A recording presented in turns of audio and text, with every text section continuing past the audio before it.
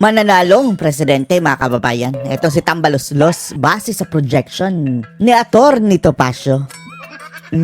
Dahil tumataas daw, mga kababayan, ang rating ni Tambaloslos every 6 months. Wow. I love it. I love it. I love it. Tumataas ng 0.1. Dahil sa latest survey ng mga kababayan 0.7 na ang nakuha rating ni Tambaloslos. Galing sa 0.4, mga kababayan few years back. Ngayon naging 0.7. Good job, Tamba, good job. Kaya sabi ni Atty. Topacio, hindi malayong maging presidente si Tamba, mga kababayan. Sa 2059. Yan daw kung pagbabasihan, mga kababayan, ang projection na kada 6 na buwan, tataas siya ng 0.1. Wow! Malamang sa 2059 siya na ang ating presidente dahil mataas na kanyang rating niyan. Panoorin niyo po, mga kababayan. Eto nagka-survey ang WR Numero Research. Survey. Ang kanilang survey. Survey? Survey. Okay. Yan is survey na. Survey? Parang test pa. Kaya tawag survey test. Wow! Malamig yan. Survey test. Survey. Parang sorbete siya. Diyan lang sila nagtawa ko. Ito si Topacio, mga kababayan, no? Minsan ang joke, walay, pero nahahawa ka ng tawa sa kanyang tawa,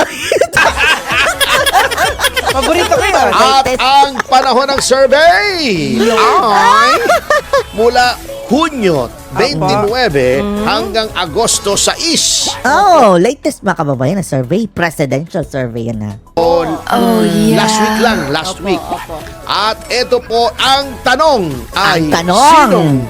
kung ang halalan ay gaganapin ngayon in between yung July Opo. at Sana nga ngayon na, mga kababayan, no? 26, Halalan. 29 pala, I'm sorry, at August 6. Sinong iboboto nyo? Sinong Okay, iboboto? ito ang mga lumabas. Ang sagot? Okay, Sa number survey. 13, umpisahan natin sa pinaka-mababa. Okay. Pinakakulilat, mga kababayan. Lowest, Lowest. Huwag niyong sabihin si Tamba yan. Kung ganun, congrats, Tamba. Sinong lowest? 0.1%. 0.1. Sino? Si Win Gatchalian. Win Gatchalian, oh. Yan lang ang win, mga kababayan, na loser. 0.1% sa survey. Oo nga, no, hindi pala si Tamba ang last. Oh, congrats, Tamba, hindi na siya ang pinakakulilat, mga kababayan. Pero etong si Win Gatchalian, mayroon ba siyang mga kababayan, pronouncement na tatakbong presidente? Parang wala naman, di ba? Oh. Pero itong si Tamba talaga, gumamit pa ng pera ng bayan, oh. Sige, Win, oh. Lose. Oh, lose ka dito, Win. 0.7%. Yan, 0.7, mga kababayan. May kutob tayong masama dyan, kung sino yan. May pag-asa. May pag-asa. 0.7. Kung tumataas kasi, Opo. every 6 months, O, eto na. Tingnan nyo, ang projection ni Atty. Topacio, every 6 months tumataas si Tamba ng tumataas ang ranking niya ng 0.1%. 0.1%, mga kababayan, ang itinataas. Not bad. Not bad.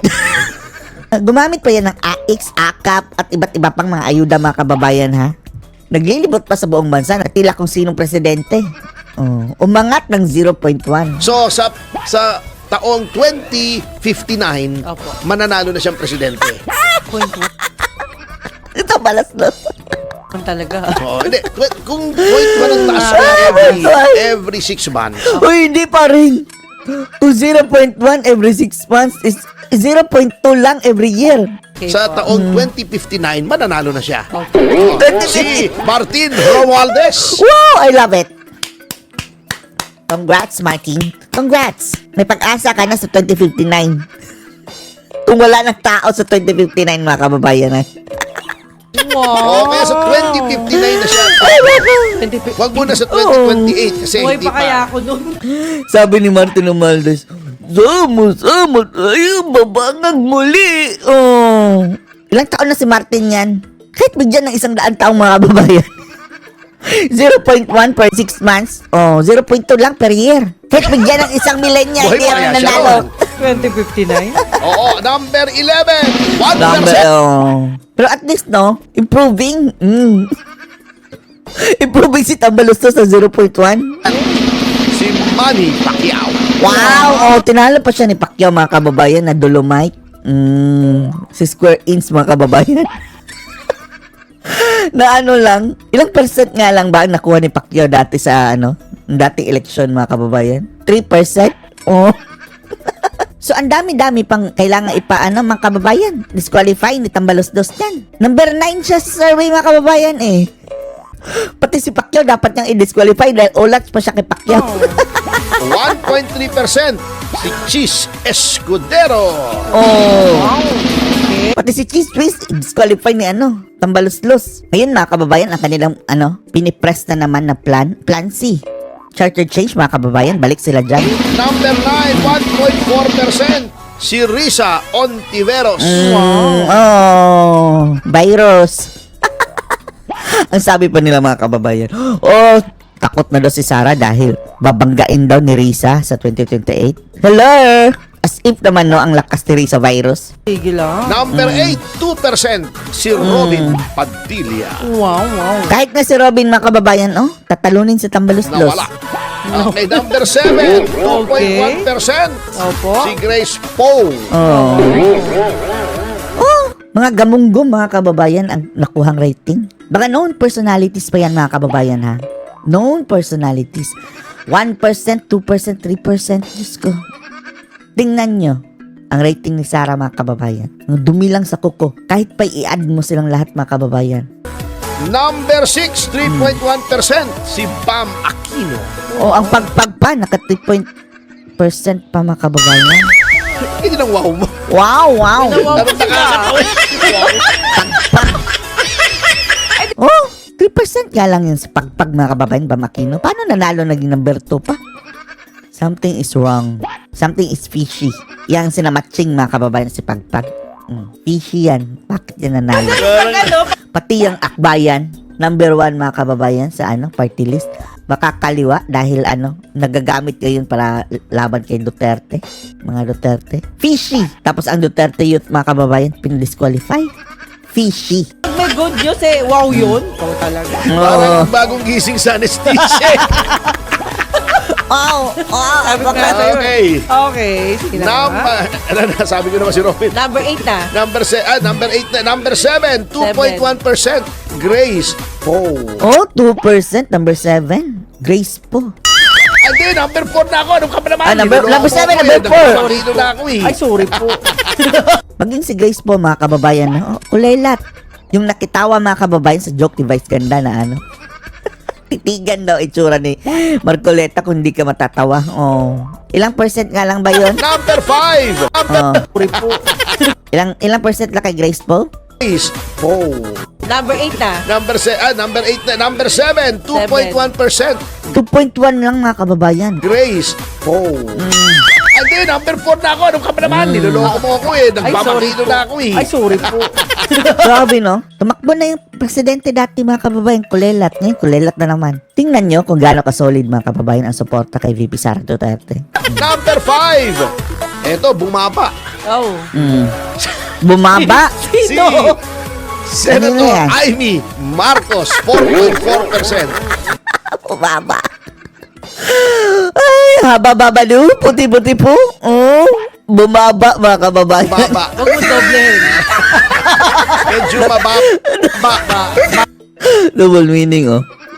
Ikaw naman, Topasyo, baka kamag-anak lang ni Renato Babalu Reyes. Baba talaga. Pati si Amy, mga kababayan, pasok pala sa presidential survey. Wow. Pero kulelat din, mga kababayan. Wala ako. Bumababa. Sige na. Uy, magagalit niyan. Nakakala ako niyan eh. In fairness, mga kababayan, mayroong mga DDS na solid Amy. Nakakakilabot. Grabing. 6. Hindi talaga si Sir. Number 4 sa 6.5%, si Bongo. Yes. Bakit sinali si Bongo? Yan ang malaking tanong, mga kababayan. hindi mag-aaway si Sara at Bongo mga kababayan sa halalan. Oh, yung score ni Bongo, i-add mo pa yan kay Sara. Ang dapat takbuhan ni Bongo mga kababayan, Vice President. Sara Bongo. Yan ang dapat. Yes. Yes, yes. Number 3, 10.3%. Ito medyo double digit na ito. Oh, double digit na. Dito na mga kababayan, ang mga potential na mga kakalaban ni VP Inday. 10%. Si Raffy Tulfo. Tulpok! Oh, tingnan nyo, number 10 na lang si Tulfo mga kababayan, di ba? Dati malayong number 2 yan siya. Ito malayong number 3 mga kababayan, 10% na lang. Pabantot ng pabantot itong mga Tulfo eh. Traitor eh. Ngayon mga bulag pipi at bingi mga kababayan sa issue ng Marcos. Number 10 na lang. Yo. Number 2 ba? Ito, tumaas. Hindi katulad ko. Hindi na tumaas. Si Hindi ka kasi tumatalon tuwing bagong taon. sa 13.3%. Si O 13% mga kababayan, 1-3 ha. Lenny Robredo. Oh, pati si Lenny Robredo mga kababayan, andun pa rin ha, sa top 2. Kulelat na yan ha, kulelat na yan mga kababayan, number 2. Patay na yung echo. Oo. At syempre, number 1 and still And still, champion. Wow. Sa 31.4%. oh, 31 mga kababayan. Kahit doblehin mga kababayan ang score ng number 2, si Lenny Robredo na 13. Panalo pa rin sa Sara. Kahit triplihin ang number 3 na si Raffy Tulfo na 10%, panalo pa rin si Sara. At kahit siguro i-add lahat mga kababayan, the rest, panalo pa rin si Sara. Walang iba kundi si Dahil kay Bongo mga kababayan na vote, kay Sara yan eh. Vice President Sara Duterte. Patay na yan. Kaya gusto nila ipa-disqualify. Kaya gusto nila ipa-disqualify dahil sama-sama silang babangag muli eh. Kahit i-add mo pa lahat sila mga kababayan, panalo pa rin si Sara. Duterte. Patay na echo. Oh, I love it, I Sa love it. kabila niyan, ito naman ang hindi. So, dito ang nagwagi so far ay si Vice President VPs, Duterte. as usual mga kababayan, as usual. Wala na talagang Kaya sigurado na wala na makakatalo kay VP Inday mga kababayan. Kaya nagkakandara pa silang ipa-disqualify. Mga hudas. Tapos ito namang mga ambisyoso ding ilan. Kahit alam nilang mali mga kababayan na, yes, sige, go ahead. Nakatawa namang nakamasid mga kababayan dahil nagbe-benefit din sila. pag-asa si Martin, ano? Ito yung Martin. Sabi nila, Obsessed na obsessed maging ang tambalos. 0.7 lang siya. Malay Sa mo. 2059 nga. Malay mo, sir, ma-magic ko talaga. Uso nga magic. Ayun Smart ang nakakatakot. Ang kagulo yan pagka Oh. ganyan. Maghaha. Andyan si George Garcia mga kababayan. Hindi papayag ang mga tao niyan. Imposible. Halo ang balat sa Whether you like it tinalupan. or not, may magic yan. So ano masasabi niyo dito mga kababayan? Post the comments below.